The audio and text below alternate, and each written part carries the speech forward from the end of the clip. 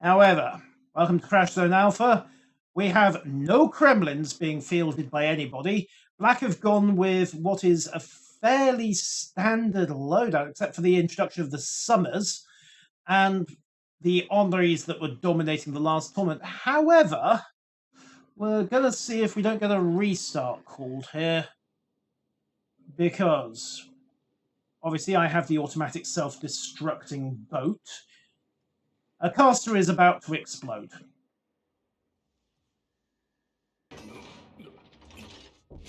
There we go. Yeah, and Black have just noticed it as well.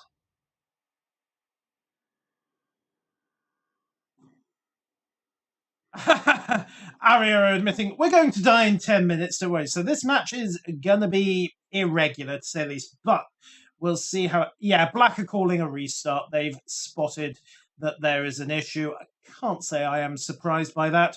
We have a restart acknowledged and called, so it's going to be back to the training room to quickly reset that.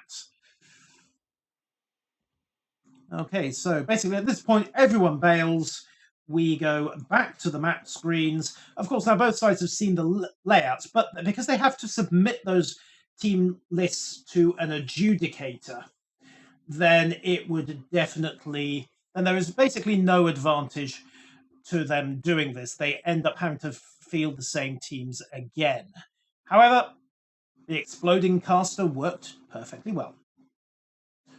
Okay, well, this is one of those ones where the meta is very definitely being challenged. Burgoyne and Yamato on both sides. Pair of Henris from Black and Henri and a Des Moines from ARYA. Both sides fielding a Zal, both sides fielding a Moskva and a Smolensk. So that's fairly standard. We're seeing not much deviation there, actually.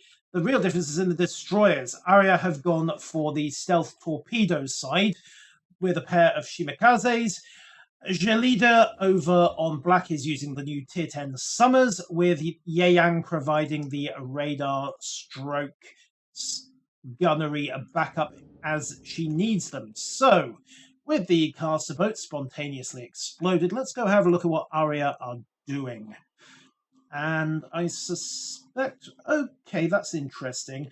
Initial bomb burst suggests an AC split, but Jahan Sap's Shimikaze here is just inching his way forwards and almost looks like he's running down towards B, trying to take advantage of the center ground here. You'll also notice, by the way, that the map image we were working with before does not line up with the actual map. So that's something we're going to have to fix for the next tournament. My apologies for that. So what do we have? Eduntori skimming down towards point A. He's got the Des Moines of First Tycoon and the Henri of Alpadin backing him up at the moment. Not too much movement. The battleship's taking their time to get going. Goggly, in fact, is not moving at all. And in fact, his turrets are not traversing either. Huh. Do we have a crash here? Because that would be a valid reason for them to call a restart, but they need to do it in the next 30 seconds, or the game carries on uninterrupted. So, BL4CK and Shaheen Falcon pushing out to the east. They've got the Burgoyne of ARYA's Tiger as their heavy support, and quite the camo he's running there. Looks like... Is that a Rhino? Yes, it is a Rhino. So, yay, grats to him for the endangered species on his paint job in the middle of a war zone. Who am I to argue? Jahan Sup bypassing B, going for point C, taking the perimeter route, and Aduntori getting into point A. Remember, they have got the stealth advantage being in Shimikazes and an early Cat A, but they have left B largely exposed. So we're going to have to see how this plays out. And there we go, early engagement. Rimmer there popping the radar on the Moskva, getting Aduntori lit up good and proper. Black, interestingly, taking a little while to find their lead solutions on the Shimikaze. And of course, with Black's gun line now firmly unmasked as well, they have a good idea of where Black is, they being ARYA. So, a fleet has got a ship taking significant fire in point A, and he's not having much luck with that cap either. In fact, he's about to get forced out trying to go evasive. He has a busted engine, doesn't mean too much since he's got last stand. Torpedoes are sailing harmlessly off into the middle distance. However, we now know that there's also a black destroyer in point A as well. 1/3 cap done. In fact, wow, from the speed that cap's going round, I think both of Black's destroyers are in point A. Of course, with Antori having been forced away from the cap, they've got no way of verifying that. I assume that first Tycoon would pop his radar, but he hasn't quite got the range. Remember, a Des Moines radar limit is 10 kilometers. If we pull back from there, 7 kilometers, 8, 9, 10, look at the map indicator. He can't sweep that southern side. And in fact, Black take that control point out from under in a very, very short order. So right now, ARYA are at a bit of a disadvantage. They've got a radar picket on point A, but he wasn't able to stop the cap. And in fact, he took some fairly significant damage in the first place. Adontori is going to have to be careful how he pushes back into A to stop the score bleeding across. And meanwhile, they have managed to grab point C on the quiet. Colli's République and Zhao's Peacemaker having to duck a bit out. We do see a smoke screen coming out. However, with 1, 2, 3 quad turrets firing, odds are that that is in fact the smoke screen of Smolensk and not one of the destroyers. It lends weight to the theory that both of Black's destroyers are down in point A. So neither side made an early grab for point B. That no man's land there, firmly, well, belonging to nobody.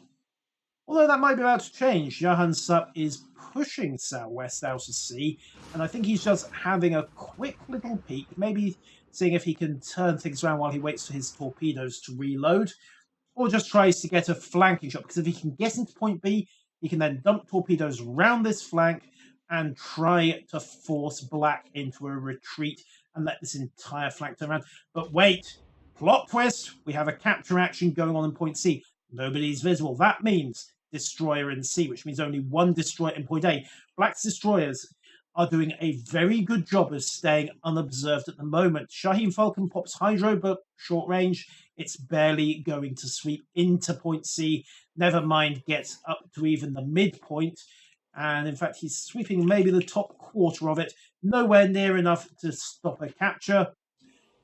Johann Supp turns back northeast to try and run spotting, but as a consequence of that, he's had to abandon the push into B. We still don't know where Black's destroyers have gone. In fact, as I open my mouth, they catch the Yang. Tiger 1 Kochika goes a bit too close to the Shimakaze of Johann Supp and ends up running for cover. They acquire just briefly, but, well, just briefly is all the Smolensk needs to start inflicting some serious damage on you. And we saw multiple shell impacts there. So the Yang is retreating off to the east and knows he can't really push back in without running foul of Shaheen Smolensk. Still nobody has tried for point B. Bit of a surprise there. And point A is deadlocked, but as a consequence of that, ARYA are slowly bleeding points, and Black SK's single Yamato is very effectively holding up a significant portion of the fleet. And we might be about to see a casualty here. Alpadin has been forced into the turn. He's managed to torpedo beat, but he's right up against the map border. As a consequence, some careful rudder work there saved him from an untimely demise, but there's not a lot left of that boat.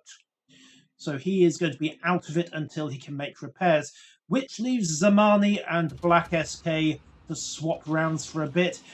Zamani might want to watch his angling just a touch. If he goes much further to the right, both he and Black are going to be presenting the blushing unamazed cheek to each other, and when that happens, Yamato tends to get very, very sharply citadeled.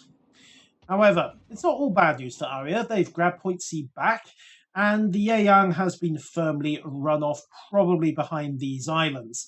And well, I was gonna say that they had point B under control, but the Yang seems to have taken a dogleg to the southwest, and oh no, he hasn't. So he just dropped his torpedoes in anticipation at long range. Of course, Yang has very long range torpedoes, for a Pan-Asian destroyer. And he is now quietly exiting, having not quite managed to get rid of either the Shimakaze or interrupt the cap. But with his bow turrets essentially out of the fight while he's running for cover, all he can do at this point is disengage and hope he doesn't eat too many of them Smolensk's rapid-fire railguns. Yahana and Shaheen both popping their smoke. However, first Tycoon goes down. All of those over-the-island shells finally found the unfortunate Des Moines. There's a... If you're ever behind this island, by the way, take note. There is a little bit of a defilade. Well, a dip here, rather. And what basically happened is that the poor, unfortunate Des Moines was in the fire corridor that opened up as a consequence, and, well, down he went. Okay, so Black SK backed off, still playing pointy end towards enemy and getting away with it as a consequence. Bomber 221 and Mutiladila parked nicely behind an island, having themselves some fun, although Adam Tori is going to be able to provide spotting in a second. There we go. He's got spotting on Mutiladila. I think that's how you pronounce that. And as a consequence, has managed to do it. And we did also get a brief look at where the Summers was. Now, bear in mind that that thing has got 12 torpedo tubes. The Summers of Gelida is going to be working up on this flank. And he's got one of the juiciest targets he could ask for here. A Yamato and a Moskva sitting right next to each other, barely moving. Yeah, any torpedo boat destroyer captain's going to be smacking his lips at the prospect of that target. And the thing is, Zamani and Goggly can't really maneuver either, because they'll go broadside to Black SK's Yamato in the process.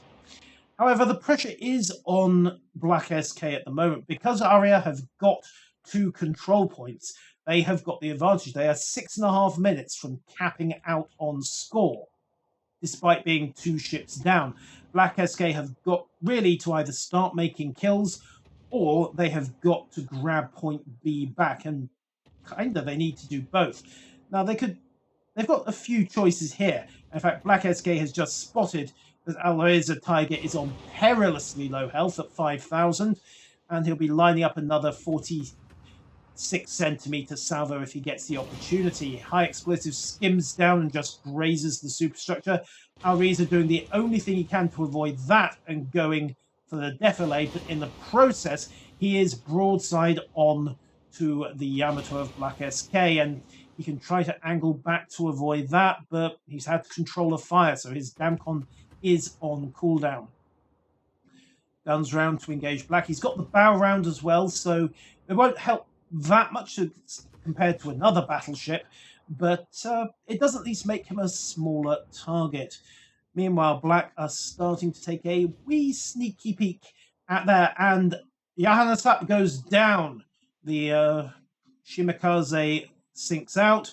Kohi, however, has pushed a bit too far forwards, given a bit too much flank, and is on perilously low health as well.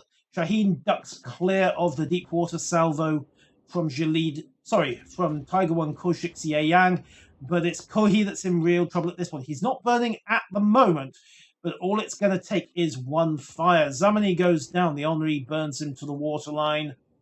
And the swapping of rounds continues. 2,000 health. Kohi just squeaked in. 91 health. Are we about to say goodbye to the French? He's broken contact, but the shells were in the air. It may not be enough. It just needs one to... Oh, they all went long. Goggly must be cursing himself. Sudden beach party for the Republique, however. And as a consequence... I don't think he's going to be able to break contact and disappear before... Oh, that salvo goes short. Kohi is muzzling his guns up. No, he isn't. He must have accepted his fate and reckoned that he's going to go down. Maybe he doesn't have a repair left to work with. Maybe he's just thinking, I can tank it. The Henri goes down. The Shimakaze goes down. Adatori is there. Black Gelida gets round. Kohi goes down, but it may be too late for ARYA. The southwestern flank has completely collapsed. Black are 5 kills to 1 up, and it's about to be 7 kills to 1, because, well, Peacemaker's got a flank. He's taken a lot of damage in the process. However, 2,007 health, 3,002 repair parties up, doesn't matter. 6 kills to 2. However, even with only having the 1 control point, Black are now firmly ahead. And it's gone to 1 control point each because guess what? That Yang's back in point C. Veloci King could try to push in, but in the process, he's going to go in front of a Smolensk and a Yang. Maybe he could rush it. Shahin Falcon goes. The Yang finally finds its mark with a deep water torpedo. 7 kills to 2. And with Velocity King spotted and under fire, he is turning away. That will give Black control of point C and put them firmly in the driving seat.